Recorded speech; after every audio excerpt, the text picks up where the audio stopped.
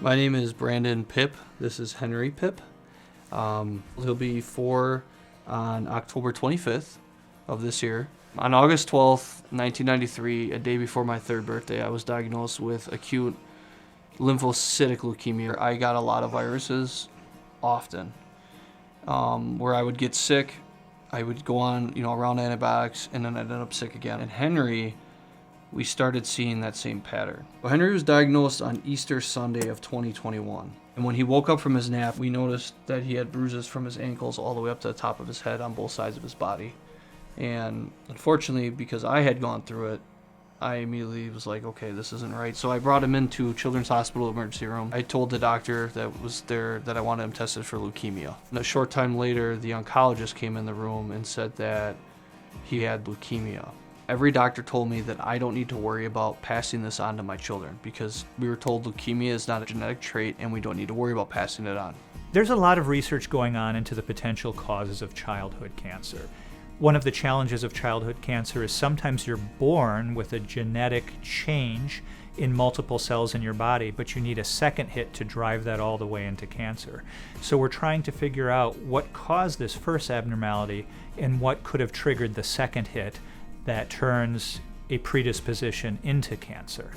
In this case, Henry's cancer and his father Brandon's cancer are probably unrelated and just bad luck or coincidence. When I first started working here 30 years ago, I had the opportunity to meet Brandon Pipp. I was an integral part of his care at that point, being able to help care for him while he was being treated here at Children's Wisconsin for leukemia. Now fast forward to April 2021, his son, Henry, is diagnosed with the exact same leukemia.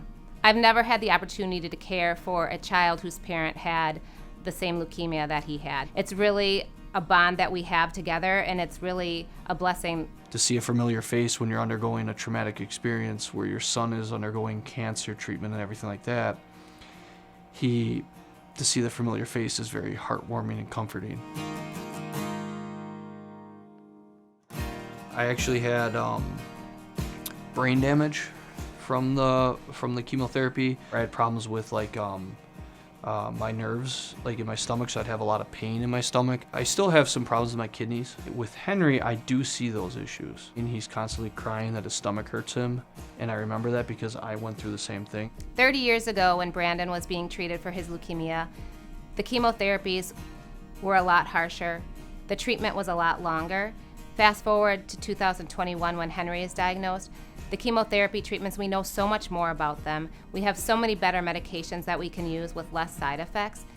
This is because of people like the MACC Fund and For Women for MACC. If it weren't for organizations like this, we would have a lot less funding and it would take a lot longer to get to these great cure rates that we currently have. The more that we make the people in the United States and around the world aware that there are children that are getting diagnosed with cancer every single day, the more they understand what they're going through, that will bring in more funding. The more funding that we have, the higher rate of cures that we're going to have for these kids, and the better survival rates that we're going to have for sure.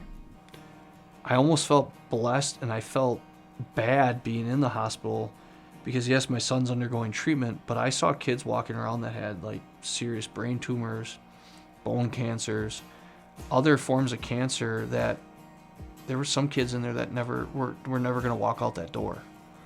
And I couldn't imagine knowing that you're just there comforting your child that's never going to be there anymore. And that's why I think it's so important that we research it, because hopefully someday those parents never have to even imagine what that's like. 'Cause I never want a family to go through that.